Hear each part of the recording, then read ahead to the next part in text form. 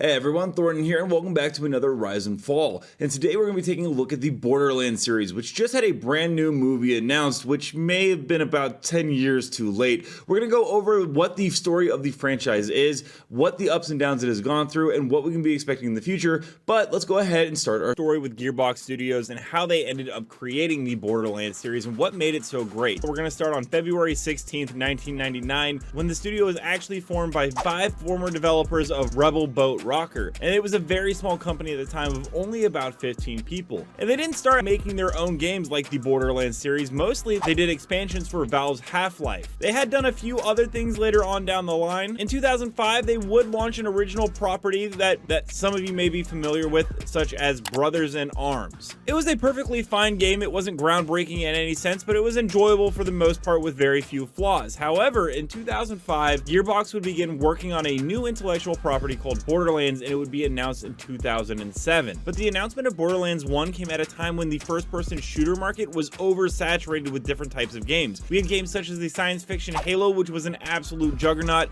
Call of Duty had just hit their stride with Modern Warfare, and Battlefield was chugging along. And all of these relied on the principle of having a solid campaign. In the case of Halo, a fantastic campaign at the time, but the longevity was based on having a really fast-paced multiplayer PvP experience. And so the developers at Gearbox had to think of a way to make their game truly stand out from the rest of the crowd, and they came up with some great ideas. They combined elements from Diablo and Duke Nukem and made it into a glorious baby. Focusing on a diverse loot pool with procedurally generated weapons, you could end up playing the game and could theoretically end up with over 1 million types of guns, making it so that it never truly felt stale or change up your playstyle at a moment's notice. Along with that, they created a very unique art style with the cell shading, which was a throwback to the 90s and almost a comic book style. And the last piece of the puzzle was that instead of directly competing with these other multiplayer FPSs with a PvP system, their emphasis was very much more on a PvE player-verse environment setting, where you could play with a group of friends all having vastly different types of weaponry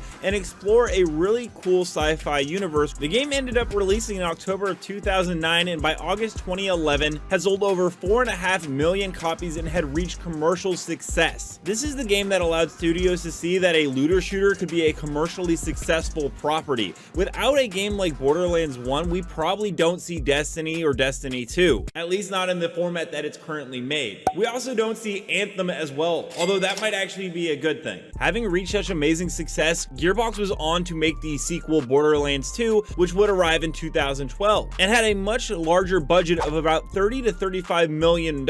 It kept a lot of the same unique elements such as the looter shooter, the cell shading styles, and won multiple year-end accolades and sold more than 20 million units. They didn't really improve on a whole lot, but you didn't need to because the game was still very fresh and people just wanted an extension of the story that they enjoyed so much with Borderlands 1. However, even though it received a ton of praise for the visual story, writing, gameplay, and the online multiplayer, there was some criticism with the mission design and the content filler. Regardless of that, Gearbox actually added 4 add-on campaigns, new characters, and 5 content packs. Yay, DLC. And it was actually followed up by Borderlands the pre-sequel. They had reached the height of the mountain with Borderlands 1 and just decided to coast at their peak, which is totally fine. A lot of the elements of this game were fantastic in Borderlands 1 and improved upon visually and with more types of weaponry. As long as Borderlands 3 took a giant step in the future and added new things that players hadn't seen before, Gearbox would have nothing to worry about. However, it wouldn't be that easy because Borderlands 3 actually had some development issues right from the get-go, with Gearbox wanting to shift work into a game called Battleborn as a way of refreshing themselves. However, Battleborn wasn't a major success. It wasn't critically praised like the Borderlands series, so 2K Games, the publisher for the Gearbox studio, had them begin work on Borderlands 3, and most of the voice actors did end up reprising their roles. Eventually, Borderlands 3 would release on September 13th, 2019, and the first thing that made me scratch my head when the game came out was that it did not feature cross-platform play, which is pretty standard for games to release nowadays. However, the major issue with this is that the Borderlands series had made its money on the fact that it was a multiplayer PvE experience. In terms of reception though, this was the most controversial of all the Borderlands series. While it did receive generally favorable reviews, PC Gamer put it best, saying that this was the best and worst of the series all at once, because there were refinements to the gameplay and its signature visual style, but that's expected from a game that comes out 6 years after the last one. There's supposed to be improvements in that. However, the enemy AI was incredibly dumbed down, and it really felt like almost a movie where they had old characters return for a scene or two, wink at the audience, and then disappear. Borderlands has always had a fantastic universe and setting and really amazing characters. Some people are hit or miss on the humor, but if you are into that style of it,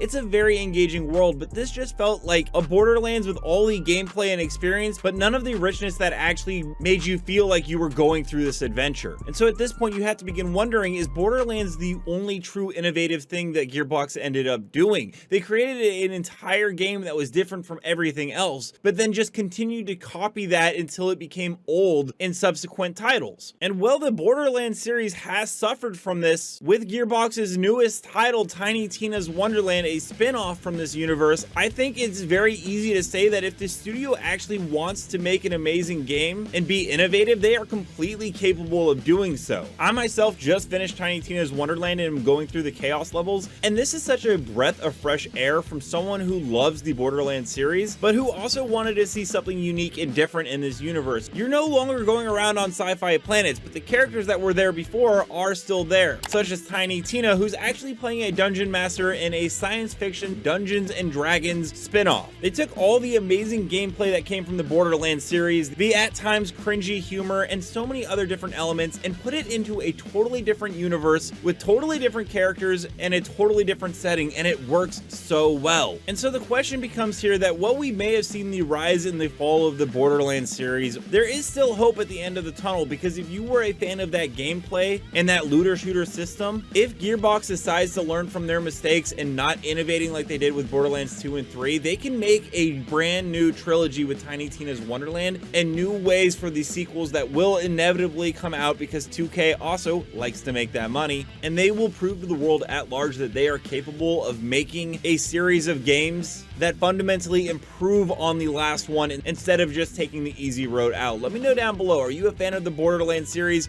How do you like Tiny Tina's Wonderland if you have had a chance to play it? And what do you think of the state of games right now? And until next time, everyone, have a great day, and I'll see you in the next video.